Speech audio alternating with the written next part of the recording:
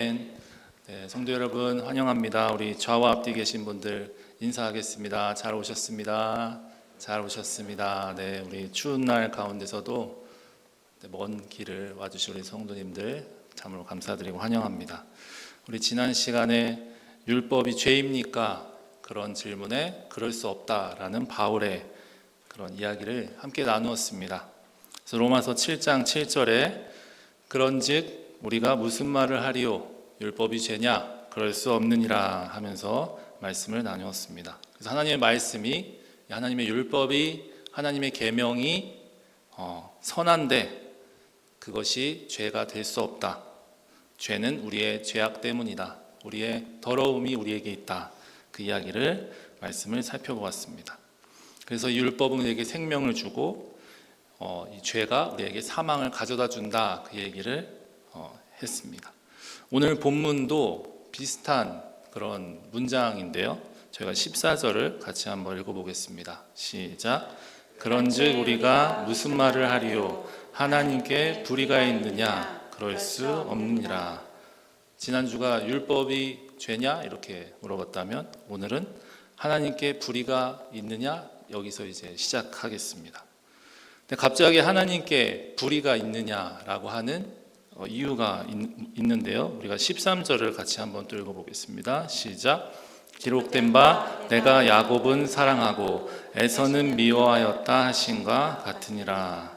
그래서 이 앞의 내용들을 보면 이제 하나님께서 야곱은 사랑하고 에서 이런 이스마엘, 하나님께서 선택하신 자들은 사랑하시고 구원하시고 그렇지 않은 자들도 있었다. 그리고 하나님께서 누구는 사랑하고 누구는 구원하시고 반면에 다른 사람들은 그렇지 않았다면 오늘 14절과 같이 하나님께서 정말 불의하시지 않느냐 이런 질문을 이제 할 수가 있었다는 것입니다. 하나님이 과연 의로우신가? 여기서 불의하다라는 말에는요 이제 불공평하다라는 뜻이 있습니다. 그럼 하나님이 불공평하시느냐 이렇게 던지는 것입니다. 그래서 하나님께서 선택하셔서 구원받을 사람, 또 구원을 받지 못할 사람을 그렇게 이 말과 같이 야곱은 사랑하고 에서는 미워하였다는 것 같이 얘기하시는데, 그러면 하나님은 정말 불의한가? 하나님은 불공평하신 분이 아닌가? 이런 질문을 던지는 것이죠. 그래서 이어서 바로 바울이 이에 대한 이야기로 이제 모세와 이제 바로 출애굽 이야기를 하고 있습니다. 그래서 구약 성경을 통하여서 하나님이 어떻게 얘기하시는지를 이제 증거하고 있는데요. 저희가 15절도 같이 한번 읽어보겠습니다. 시작. 모세에게 이르시되 내가 긍휼히 여길 자를 긍휼히 여기고 불쌍히 여길 자를 불쌍히 여기리라 하셨으니, 여기서 한국어 성경에는 없는데요. 이제 영어 성경에는 이제 for이라고 시작하고요. 이제 원어에서는요, 이제 왜냐하면 그러므로라고 이제 이어집니다. 그래서 하나님께서 불의하시지 않는다는 것에 대한 이유를 들기 위해서 이제 모세와 이제 바로 이야기를 이제 하고 있는 것이죠. 그러면서 이제 이 본문 성경책을 보면요, 이제 각주가 달려 있는데요. 이 각주에 이제 출애굽기 33장 19절이 있습니다. 그래서 우리 후반절 빨간색 글씨만 같이 읽어보겠습니다. 시작. 나는 은혜 베풀 자에게 은혜를 베풀고 긍휼히 여길 자에게 긍휼을 베푸느니라. 아멘. 그래서 이 사도 바울의 15절 말씀이 이 출애굽기에 있는 구약 성경을 인용한 것입니다. 그래서 이 하나님께서 지금 불의하지 않으시다, 불공평하지 않으시다라는 그 기준을요, 이제 당시 신약 성경이 쓰여졌을 때 성경은 구약밖에 없었기 때문에 이 구약 성경에서 이 본문을 이제 가져다가 그 이유를 설명하고 있습니다. 그래서 하나님이 불의하시냐 이렇게 물어봤을 때, 그러면 이제 불의하지 않는 이유에 대해서 이제 말해야 하는 것이죠. 근데 여기 대답은 은혜를 베풀고 긍휼히 여길 자에게 긍휼을 베푸시느니라 이렇게 얘기하고 있습니다. 하나님께서 불의하지 않느냐 얘기하고 있는데 지금 여기서 주된 단어는 이제 긍휼이라는 단어인 거죠. 불의를 물어보시는데 왜 긍휼로 대답을 하고 있는 걸까요? 불의하고 긍휼이 딱 봤을 때 같은 단어도 아니고요. 이어져 있는 것이 없어 보이는데 왜 불공평하신 하나님, 하나님이 불의하시다. 하나님이 누구는 사랑하고 누구는 안 사랑하시는데, 누구는 구원하시고 누구는 구원하지 않으시는데 하나님이 이렇게 불의하시지 않느냐 했는데 왜 하나님은 긍휼하시다 갑자기 얘기하고 있는 걸까요? 그래서 여기서 우리가 다시 한번 생각을 가다듬고 이 하나님의 구원이 어디서부터 시작되는지를 저희가 생각해 봐야 하는 것입니다. 그래서 구원의 근거, 이 하나님의 사랑의 근거가 누구는 의롭고 누구는 불의하고 의롭지 않아서에 대한 것이 아니라 이 하나님의 어떤 의로서 어떤 우리들의 죄악된 것을 구원하셨다기보다는 지금 이 세상에 있는 모든 사람들, 죄인된 사람들, 죄악된 우리 모두는 구원받을 그런 자격이 없는 사람들이지만 지금 하나님께서 긍휼하시기 때문에 하나님의 긍휼과 자비와 그 은혜 덕분에 우리가 이제 구원을 받을 수 있다. 우리가 사랑을 받을 수 있다. 그 얘기를 이제 사도 바울이 하는 것입니다. 그래서 우리가 의로워서 구원받고 우리가 의롭지 못해서 구원받지 못한 그런 이야기를 하는 것이 아니라 우리가 의롭지 않음에도 우리를 자녀 삼아 주신 하나님, 우리를 하나님께서 불쌍히 여겨 주시고 우리를 긍휼히 여겨 주셨기 때문에 우리에게 자비를 베풀어 주셨기 때문에 하나님께서 우리를 자녀로 양자로 삼아 주셨다라는 것을 지금 사도 바울이 얘기하고 계십니다. 얘기하고 있는 것이죠. 그래서 우리가 구원을 받고 은혜를 받고 살아가는 모든 것이 하나님께서 우리를 긍휼히 여겨 주셨다. 은혜를 베풀어 주셨다는 것을 얘기하고 있습니다. 그래서 출애굽기 오늘 이제 33장의 배경은요. 이제 32장에 이제 하나님께서 십계명을 모세에게 이제 시내산에서 주시고요. 이제 모세를 기다리지 못한 백성들이 이제 금송아지 우상을 만듭니다. 그리고 이제 하나님의 벌을 받게 되고요. 이 33장에 이르러서 이제 모세가 하나님 앞에 이제 중보하는 내용입니다. 그래서 저희가 18절을 같이 읽어보겠습니다. 시작. 모세가 이르되 원하건대 주의 영광을 내게 보이소서. 여호와께서 이르시되 내가 내 모든 선한 것으로 내 앞으로 지나가게 하고 여호와의 이름은 내 앞에 선포하리라. 나는 은혜 베풀 자에게 은혜를 베풀고 긍휼히 여길 자에게 긍휼을 베푸느니라. 아멘. 그래서 이 33장의 이 기도 내용을 보면 이스라엘 백성들이 하나님의 그 홍해에서의 구원의 그 모든 사건 가운데 하나님을 배반했지만 하나님께서 함께 해달라고 지금 모세가 얘기하면서 주의 영광을 내게 보이소서 그렇게 얘기하고 있습니다. 로마서 3장 23절을 보면요. 모든 사람이 죄를 범하였음에 하나님의 영광에 이르지 못하더니라고 이제 기록되어 있습니다. 이 죄는 하나님의 영광에 이르지 못하게 하는 그런 특성이 있는 것입니다. 그래서 우리가 죄가 있게 되면 하나님의 영광을 보지 못하고 하나님께 나아가지 못하기 때문에 우리에게 필요한 것은 이제 하나님의 긍휼이 필요한 것이죠. 그 누구도 이 죄 때문에 구원받을 자격이 없고요. 그렇기 때문에 이 긍휼, 하나님의 긍휼을 구한다는 것은 우리 사람의 입장에서는 우리가 마땅히 받지 못할 것을 받는 것이고 또 이 긍휼이라는 것은 우리에게 베푸시는 그 하나님의 그 선하신 성품에 이제 달려 있는 것입니다.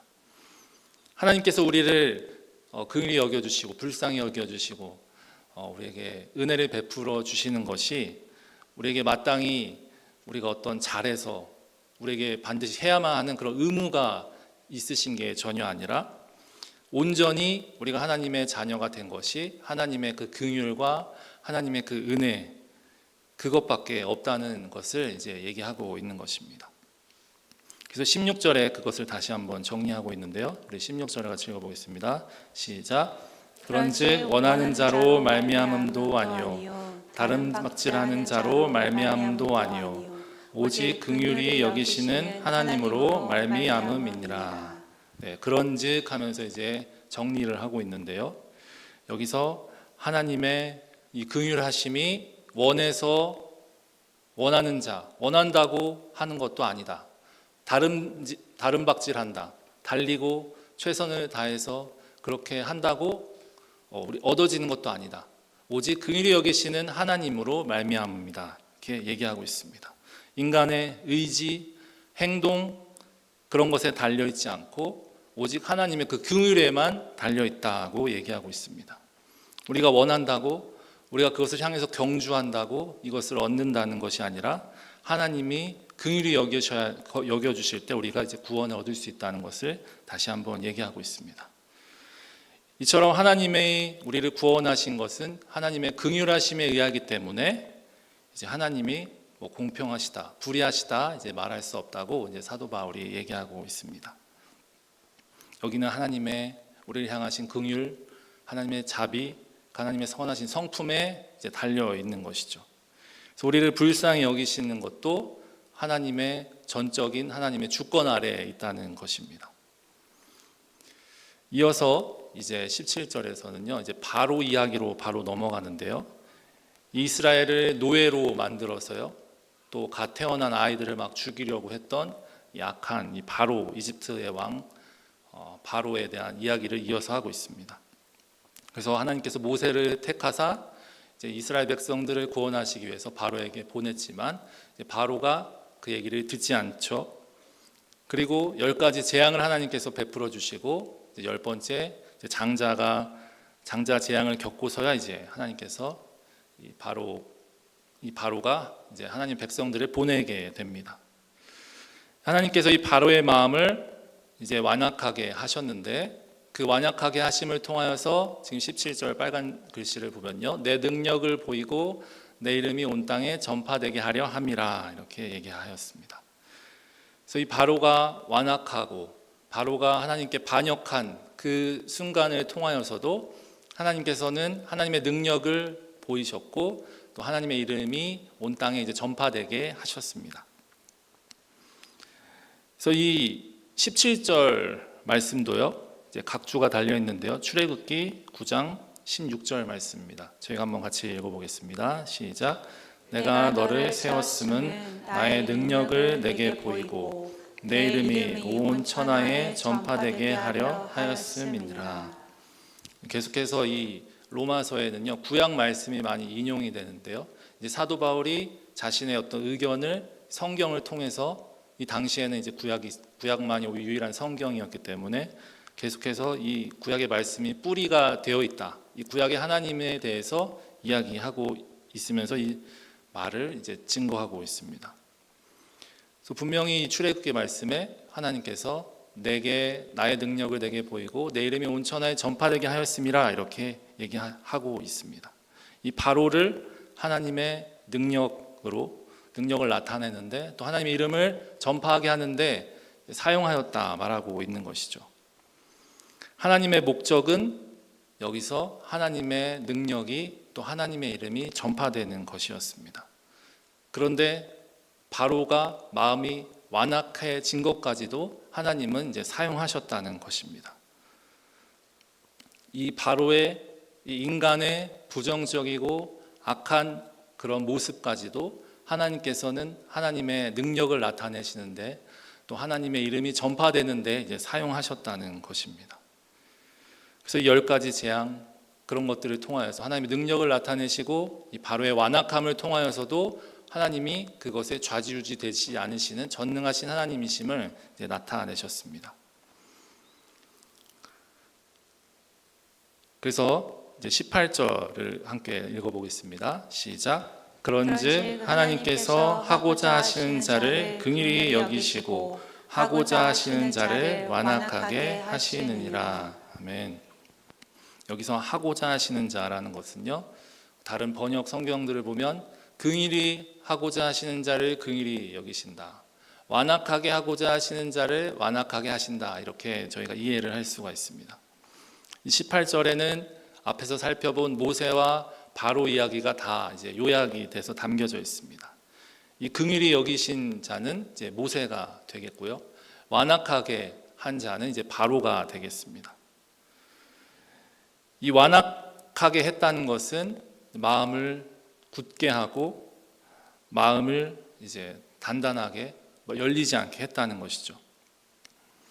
그리고 이 완악하다는 말에는 무감각하다는 뜻이 있습니다. 그래서 영적으로 무감각하게 한다. 그리고 영적으로 무감각하게 되면 하나님의 말씀에 이제 무감각해진다라는 것입니다. 하나님이 아무리 말씀하셔도 이 사도 바울이 얘기했던 것처럼 이 바로가 그 마음이 무감각해져서 하나님의 말씀을 듣고 그 말씀에 순종하지 못하고 돌이키지 못하고 이제 멸망으로 향했던 것과 마찬가지입니다. 그래서 이 완악함의 결과는 이제 저주이고 저 긍휼의 결과는 하나님의 영광이다. 이렇게 또 22, 23절에 이제 나오고 있습니다. 이처럼 하나님의 자비는 자격이 없고 모세와 같이 그런 모세도 살인도 저지르고 또 광야에서 어떻게 보면 40년 동안 참 무기력하게 그렇게 양을 치면서 살았던 자가 모세고요. 반면에 이 바로는 당시 제국에서 가장 힘이 세고 사람들이 우러러보는 그런 자리에 있던 사람입니다. 그러니까 우리의 사람의 어떤 기준에 의하면 바로가 훨씬 더 훌륭한 사람이고 힘이 있는 사람이고 더 대단한 사람이고요. 이 모세는 보잘것없는 사람이었습니다. 그러나 하나님께서는 모세에게 긍휼을 베푸시고 이 바로는 완악하게 하셨던 것입니다. 로마서 1장 24절에 이 완악함에 대해서 이제 설명을 더 하고 있는데요. 제가 한번 읽어보겠습니다. 시작. 그러므로 하나님께서 그들의 마음의 정욕대로 더러움에 내버려 두사 그들의 몸을 서로 욕되게 하셨으니. 아멘. 지금 여기서 그 마음의 정욕대로 더러움에 내버려 두사 이렇게 표현하고 있는데요. 이것이 바로 완악하게 된 것을 하나님이 어떻게 하시는지, 완악하게 하셨다는 것의 다른 표현이 될 수 있습니다. 다른 표현이라고 저희가 볼 수가 있습니다. 하나님께 반역하고 반항하고 하나님 말씀에 불순종하고 정욕대로 그 마음에 있는 그 더러움대로 있는데 완악하게 하게 되면 그 마음을 굳게 하면 영적으로 무감각해지게 하면 그냥 내버려 두신다고 얘기하고 있습니다. 그래서 이 바로에 대한 이야기를 두 번째로 모세에 대해서 긍휼을 얘기하고 바로에 대해서 지금 완악한 마음에 완악한 대로 둔다는 것을 얘기하면서 하나님께서 불의하시지 않는 분이시다. 하나님이 불공평하지 않으시다라는 것을 얘기할 수 있는 증거가 바로 이 하나님께로부터 악이 오는 게 아니라 하나님께서 이 사람들에게 악을 주시는 것이 아니라 하나님의 마음의 완악하게 하신다는 것은 그 사람들이 그 마음의 정욕대로 더러움대로 살아갈 때 그냥 내버려 두신다는 것을 이제 얘기하고 있는 것이죠. 그 하나님으로부터 악이 오는 것이 아니라 하나님께 불의가 있는 것이 아니고 하나님께 악한 것이 있는 것이 아니라 하나님이 그 완악한 것을 하나님이 만드시고 그런 것이 아니라 그냥 이 사람이 선택한 대로 내버려 두시는 것, 그것을 얘기하고 있습니다. 좀 더 엄밀하게 이제 얘기하면요, 아까 본문 말씀처럼요, 18절처럼 하고자 하시는 자를 완악하게 하시느니라 이렇게 얘기하는 것이죠. 자기들이 스스로 완악하게 하고자 하는데 그것을 완악하게 하신다는 것을 이제 얘기하고 있습니다. 그래서 저희가 이것을 다시 한번 또 생각을 했을 때 하나님이 불의하시다는 것을 불의하시냐 이렇게 물어봤을 때 불의와 어떤 의와 불의가 기준이 아니라 하나님의 긍휼에 있다는 것과 이제 마찬가지로요. 모든 사람이 다 불의하고 모든 사람이 저런 완악한 마음을 가지고 살아갈 수 있음에도 불구하고 하나님께서는 우리를 불쌍히 여기시고 우리에게 자비를 베풀어 주시고 우리를 긍휼히 여겨 주셔서 하나뿐인 독생자 예수 그리스도를 이제 보내주셨다는 것, 그것을 우리가 생각하게 됐을 때 하나님이 불의하시다, 하나님이 불공평하시다. 이것을 저희가 감히 말할 수 없다는 것입니다. 우리는 구원이 하나님으로부터 이루어진 것에 감사해야 하고, 우리를 불러주시고 우리를 자녀 삼아주신 것에 모두 감사하는 저와 여러분이 다 되시기를 소망합니다. 어느 추운 겨울날이었습니다. 어떤 거지 아이 하나가요, 길바닥에 쪼그리고 앉아서 막 추위에 떨고 있었습니다. 네, 위니펙이었을 수도 있겠네요. 근데 너무 추워가지고요. 여기 밖에 있으면 이제 큰일 나죠. 네. 어쨌든 너무 추웠는데요. 너무 추워서 지나다니는 사람도 이제 없었습니다. 이 아이가 이제 잘 먹지 못했는지 막 몸이 말라 있었습니다. 근데 아주머니 한 분이 지나가시다가 이 아이를 보고 이제 불쌍한 생각이 드셔서 이제 몇 마디 건네고는 이제 반강제적으로 이 아이를 이제 데리고 가까운 이제 식당에 갔습니다. 그리고 이 아이에게 이제 따뜻한 이제 국밥을 한 그릇 이제 시켜 주었습니다. 아이가 처음에 막 경계하다가 이제 막 열심히 이제 먹기 시작했습니다. 너무 맛있게 먹었습니다. 그리고 한참 먹다가 이제 고개를 받고 한참 먹다가 이제 고개를 이제 들고요, 앞에 있는 아주머니를 이제 쳐다보았습니다. 이제 아주머니가 이제 빙그레 웃으시면서 이제 아이가 먹는 것을 이제 바라보았습니다. 근데 이 아이가, 이 거지 아이가요, 아주머니를 향해서 물어보았습니다. 이렇게 물어봤다고 합니다. 아주머니는 하나님과 친척이신가요?